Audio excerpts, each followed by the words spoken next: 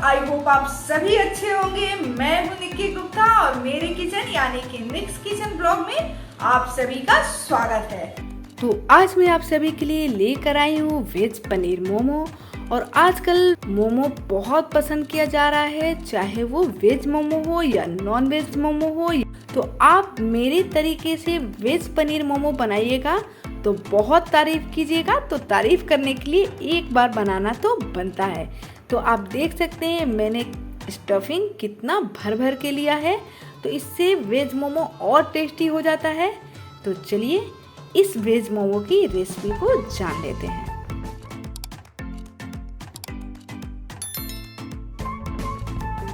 तो चलिए फिर शुरू करते हैं। तो वेज पनीर मोमो बनाने के लिए सबसे पहले हम उसका चटनी तैयार कर लेते हैं। तो चटनी बनाने के लिए मैंने लिया है 2 लाल टमाटर और इसे हम डाल देंगे प्रेशर कुकर में। फिर हम डालेंगे 6 लहसुन, 4 सूखी लाल मिर्च। अगर आपको तीखा पसंद नहीं है तो आप कम कर सकते हैं।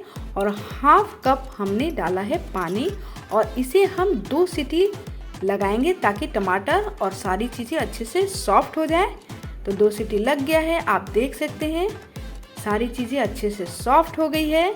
तो अब हम लेंगे एक मिक्सी जार और इसमें टमाटर को निकाल लेंगे। तो टमाटर निकालने से पहले सबसे पहले इसका छिलका जो है वो हटा लें। तो इससे चटनी जो है बहुत टेस्टी बनता है। तो इस तरह से आपको छिलके को हटा लेना है।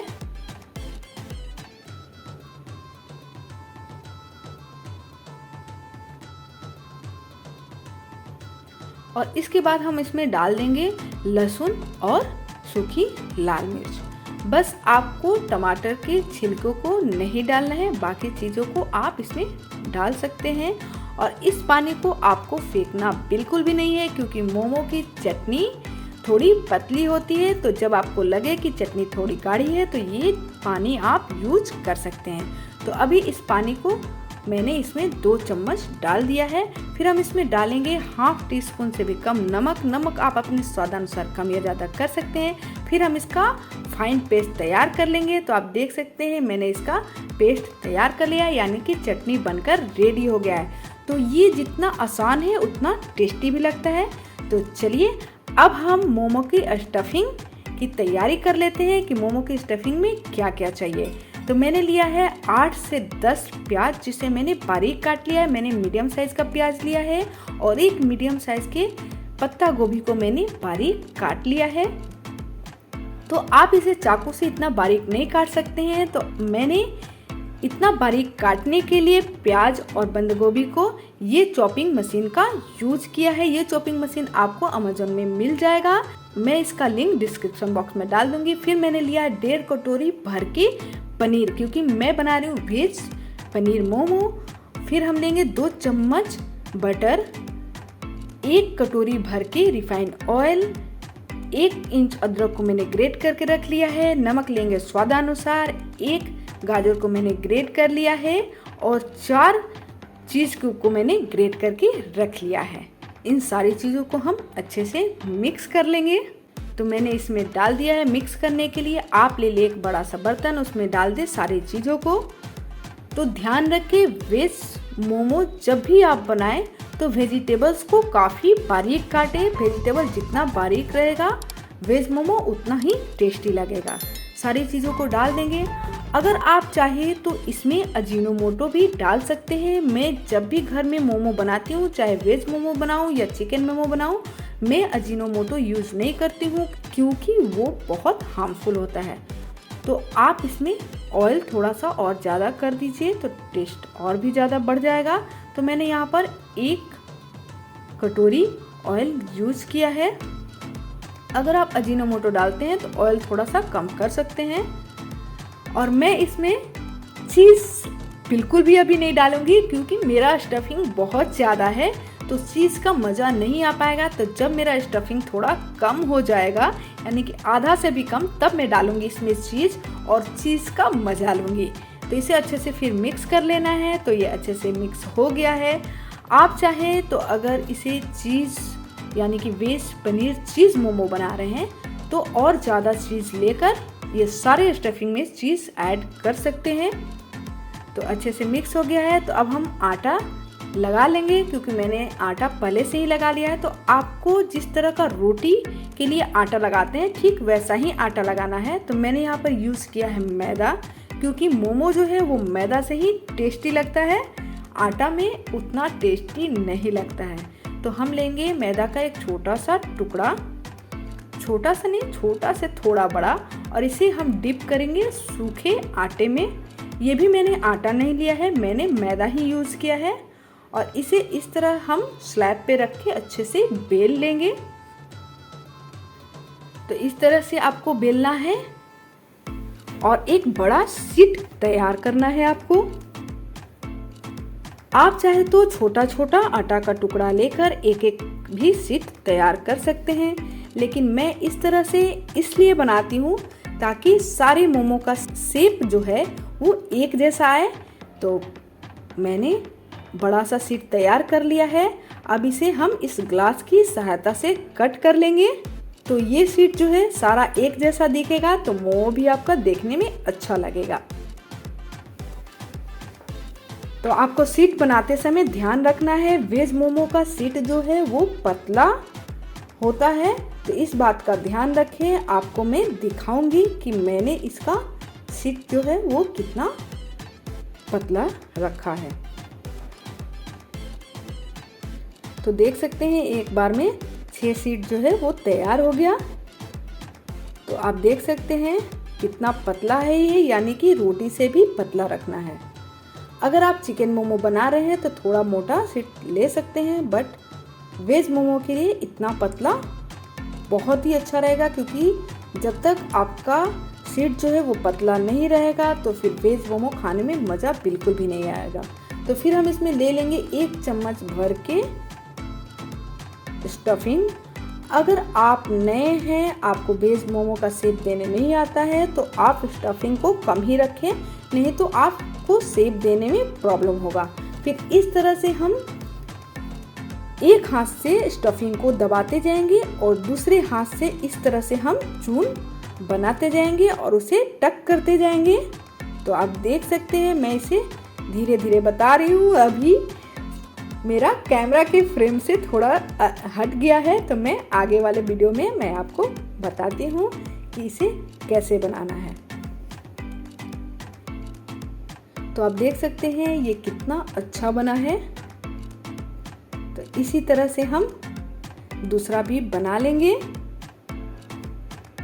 तो इसी तरह से हम दूसरा शीट लेंगे, उसमें भी हम भर के डाल देंगे स्टफिंग। ध्यान रखें, अगर आपको शेप देने नहीं आता है तो आप थोड़ा स्टफिंग को कम ही रखें। इस तरह से स्टफिंग को रखेंगे, फिर स्टार्टिंग में ही इस तरह से टक करेंगे, उसके बाद चून को बनाएंगे और पीछे वाले शीट से टक करते जाएंगे और दूसरे हाथ से स्टफिंग को भी प्रेस करते जाएंगे ताकि वो बाहर ना निकले, क्योंकि स्टफिंग मेरा ज़्यादा है। और इस तरह से टक करते जाना है और लास्ट के शीट को आपस में चिपका देना है और ऊपर की तरफ से अच्छे से दबा देना है, ताकि जब दोनों शीट आपस में मिलेंगे तो मोटा हो जाएगा, तो मज़ा नहीं आता है खाने में। तो इस तरह से दबा के उसे पतला कर दे। आप देख सकते हैं कितना अच्छा शेप आया है। अगर आपको ये शेप देने नहीं आता है तो मैं एक और शेप बता देती हूँ, इसे बोला जाता है पोटली शेप। तो आप देख सकते हैं इसे इस तरह से चून करते हुए टक करते जाना है, तो इस तरह से। इसीलिए मैंने इसे धीरे धीरे बताया है ताकि आपको कोई प्रॉब्लम ना हो इसे बनाने में।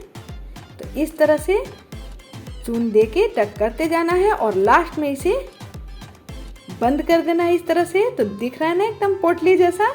तो चलिए एक और मोमो का हम शेप बता देते हैं जो कि बहुत ही इजी है। अगर ये दोनों मोमो बनाने नहीं आता है तो आप इस मोमो के शेप को आसानी से क्रिएट कर सकते हैं। तो मोमो के स्टफिंग को लेना है और इस तरह से गुजिया की तरह ऊपर से पैक करके और दोनों किनारे को इस तरह से लाके टक कर देना है और मोमो शेप बनकर रेडी हो गया है। तो इस मोमो को आप इजीली बना सकते हैं। तो एक शेप और होता है रोज शेप, बट मैं उसे प्रीफर नहीं करती हूँ क्योंकि उसमें बहुत ज़्यादा मैदा लगता है, यानी कि सिर्फ मैदा मैदा ही लगता है, इसलिए मैं उसे नहीं बताई हूँ। अगर आपको वो शेप जानना है तो आप मेरे चिकन मोमो की रेसिपी में जाके देख सकते हैं। तो इसी तरह से एक और मैं बता दी हूँ, आप देख सकते हैं। अगर आप ध्यान से देखेंगे या 2 से 3 बार आप ट्राई करेंगे तो आपको ये शेप देने भी आ जाएगा। तो आप देख सकते हैं ना कितना अच्छा शेप आया है इसका। इसी तरह से आप सारे मोमो को रेडी कर लें। तो मोमो रेडी करने से पहले आपको मोमो स्टैंड को ऑयल से ग्रीस कर लेना है, ताकि जैसे ही आप मोमो तैयार करते जाएं इसी में आपको सजा सजा के रखते जाना है। इस तरह से ऑयल से इसे ग्रीस कर लेना है और इस तरह से आपको मोमो को रखते जाना है। ध्यान रखिए 2 मोमो के बीच में थोड़ा सा आपको स्पेस छोड़ना है, नहीं तो जैसे ही ये पकता है तो आपस में चिपक जाता है। तो इस बात का ध्यान रखें। इसी तरह से आपको सारे मोमो को सजा लेना है। फिर हम मोमो के सबसे नीचे वाले पार्ट में 2 इंच पानी भर देंगे और इसे चढ़ा देंगे गैस के ऊपर। हाई फ्लेम रखेंगे, ढक देंगे ताकि पानी में अच्छा उबाल आ जाए। तो आप देख सकते हैं 5 मिनट के बाद अच्छे से उबाल आ गया है। तो अब हम इसके ऊपर रख देंगे मोमो का स्टैंड और इसे हम ढक देंगे और 10 से 15 मिनट के लिए इसे हम हाई फ्लेम पर पकने देंगे। तो 10 से 15 मिनट हो गया है और हमारा वेज पनीर मोमो रेडी है। तो आप देख सकते हैं मैंने इसके बीच में स्पेस छोड़ा था, बट वो सारा स्पेस जो है वो कैप्चर हो गया है। तो आप इस बात का ध्यान रखें, जब 2 मोमो रखें उसके बीच में आप अच्छा खासा स्पेस छोड़ें। तो ये ठंडा हो गया। तो अब हम इसे निकाल लेते हैं सर्विंग प्लेट में। तो ठंडा होने के बाद ये आसानी से निकल जाता है। अगर आप गरम निकालते हैं तो थोड़ा प्रॉब्लम होगा। तो अगर आपका मोमो स्टैंड ठंडा हो जाए तो इसे आप आसानी से निकाल सकते हैं। आप देख सकते हैं ये बिल्कुल भी नहीं चिपक रहा है। तो इसे इस तरह से हम सजा लेते हैं। तो आप देख रहे हैं मोमो कितना टेस्टी दिख रहा है और कितना परफेक्ट दिख रहा है। तो आप इस तरीके से एक बार ज़रूर ट्राई करें और मेरे साथ कमेंट में ज़रूर शेयर करें कि आपको ये मोमो कैसा लगा। तो अगर आपको मेरा ये रेसिपी पसंद आया है तो इसे लाइक, सब्सक्राइब एंड शेयर करना ना भूलें और बेल आइकन को हिट करना भी ना भूलें, ताकि मेरा नोटिफिकेशन आपको समय समय पर मिलता रहे। बाय बाय, मिलते हैं नेक्स्ट वीडियो में।